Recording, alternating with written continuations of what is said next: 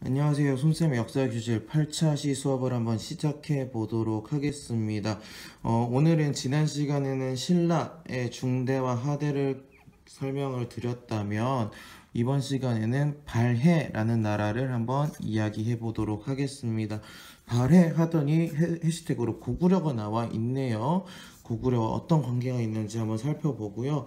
그리고 해동성국이라는 단어와 함께 이 동북공정에 대한 얘기도 한번 나눠보려고 합니다. 이 동북공정과 관련된 거는 여기 있는 인트로 부분을 한번 잘 읽어봐 주시면 좋겠습니다. 여기 보면은 우리나라 사람, 중국 사람, 러시아 사람이 등장하게 되는데 이 이야기를 한번 여러분이 잘 이야기해보고 한번 수업에 들어가 보면 좋겠습니다. 자, 그러면 발의 성장을 한번 이야기를 나눠보도록 하지요. 자, 발해 건국부터 얘기를 할게요. 발해 건국을 이야기를 하면요, 고구려 장군 출신이었던 대조영이라는 사람이 고구려 유민과 말가린을 이끌고 동모산에서 건국을 합니다. 원래는 여기 중국 지역이 우리 그때 신라가 통일하고 나서 여기 대동강까지만 가지고 있게 하고, 여기 원래는 당의 영역이었는데 당의 관리가 허술해진 틈을 타서 이 동모산에서 대조영이 발해라는 나라를 건국하는 겁니다. 즉, 이 위치가 바로 고구려의 위치였기 때문에 발해는 고구려를 계승하면서 우리 민족이 국가임을 자처했던 그런 나라임을 여러분이 알 수 있습니다.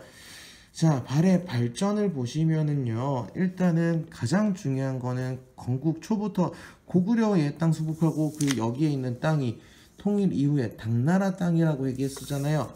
그러니까 자연스럽게 당나라의 견제를 받고 대립하고 친해지는 이런 관계 속에서 성장했다라고 보시면 되겠습니다.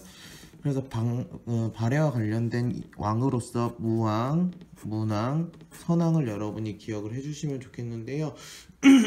대조영 비롯해서 대표적인 왕이 이 4명의 왕이니까 여러분 기억을 한번 해주세요. 자, 무왕은 말 그대로 문무를 경비했다 중에서 즉 싸움을 통해서 성장을 한 왕입니다. 그러니까 당과 대결을 하죠. 무왕은 장문휴라는 사람을 보내서 여기 당의 등주를 선제 공격을 하게 합니다.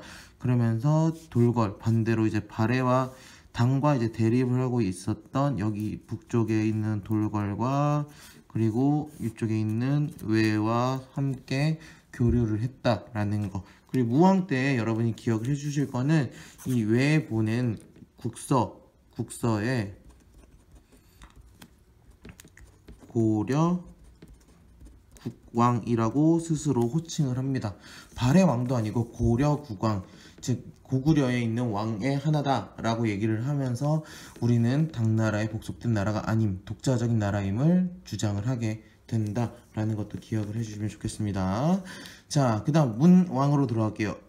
아까 무왕은 싸웠다면 문왕은 친선 관계를 맺습니다. 그리고 당과 친했던 신라와도 사신을 교환을 하면서 기본적인 중앙 중심 통치 체제인 삼성 육부제를 정비를 합니다. 이 삼성 육부제라는 거는 당의 내각, 지금 우리 보시면 뭐 국무총리 있고 뭐 체육부, 뭐 통일부, 뭐 도로교통부 이런 거 있는 것처럼 이 삼성 육부 체제가 당나라에서 온 중앙 통치 체제예요. 그거를 봤었다라는 거 기억해 주시면 좋겠고요. 자, 그리고 나서 9세기 선왕에 이르러서 말갈 세력을 대부분 복속하면서 요동 연해주까지 진출하게 됩니다. 그러니까 영토도 엄청 늘어났겠죠. 그러면서 오경 15부 62주의 지방 통치 체제, 도시의 체제를 만듭니다. 그러다 보니까 너무 발전한 나머지 당나라에서는 해동성국이라는 호칭을 칭해 준 거죠. 바다 동쪽의 융성한 나라라는 의미에서. 그러면서 이제 발해는 당과 다르게 독자적인 연호를 사용합니다. 무왕 때 인한, 그리고 문왕 때 대흥, 그리고 선왕 때 건흥 등이라는 연호를 쓰면서 즉 당과 대등하다. 왜냐하면 이 연호라는 것이 지금 우리 2018년 이야기하는 것처럼 연도를 나타내는 표시인데, 요거는 황제국만 쓸 수 있는 연호였어요. 근데 우리는 황제국이다 당당하게 얘기하면서 당나라와 대등하다라고 이야기를 했다는 거죠. 네, 그렇기 때문에 우리는 발해가 중국의 역사가 아니라 한반도의 독자적인 역사다라고 이야기를 하고 주장을 하는 겁니다. 그러면서 이제 통치 체제를 한번 넘어가 보도록 할게요. 아까 중앙에서는 그렇게 얘기했었죠. 삼성 육부제. 물론 당나라의 제도긴 합니다. 하지만 명칭과 운영은 독자적이었다는 거 여러분 기억해 주시면 좋겠고요. 그 중에서 정당성의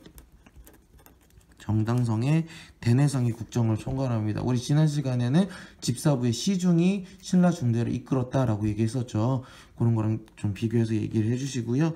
그리고 육부 명칭에도 유교적인 이념이 반영되어 있습니다. 예를 들어 뭐 충, 인, 의, 예, 지, 신 뭐 이런 것들이 이념으로 반영돼서 육부의 명칭이 들어갔다.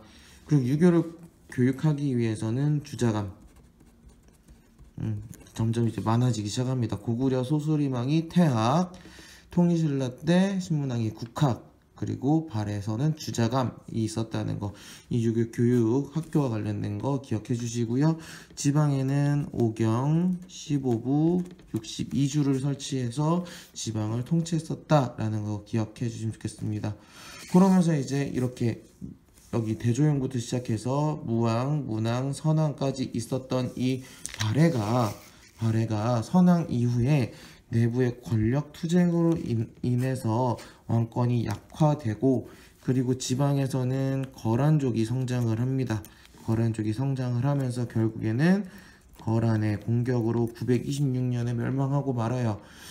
하지만 발해 유미는 또 우리 고구려도 부흥운동, 백제도 부흥운동 했듯이 발해 유미는 후발해, 그리고 정한국,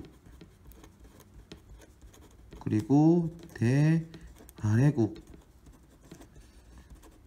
등이란 나라를 세우면서 부흥운동을 전개합니다.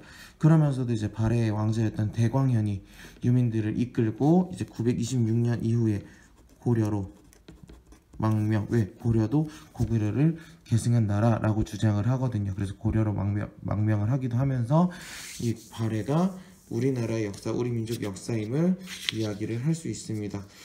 교과서에 또는 그리고 우리 활동을 통해서도 아마 오늘은 발해가 왜 우리나라인지, 우리 민족의 나라인지에 대해서 한번 이야기를 한번 나눠볼 거예요.